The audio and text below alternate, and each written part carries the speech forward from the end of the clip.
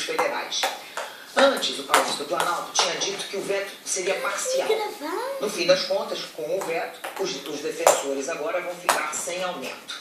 Eu vou falar sobre isso com a Fernanda Galvão, que está acompanhando esse caso. Fernanda, boa noite para você. O que aconteceu para o Michel Temer mudar de ideia?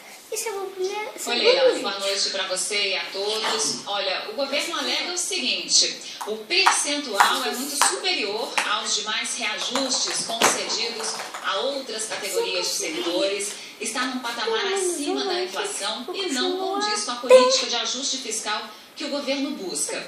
Lembrando, Leila, que na interinidade, o governo Michel Temer concedeu reajustes a outras categorias de servidores, como Judiciário e Ministério Público da União. Mas agora sinaliza com essa mudança de postura.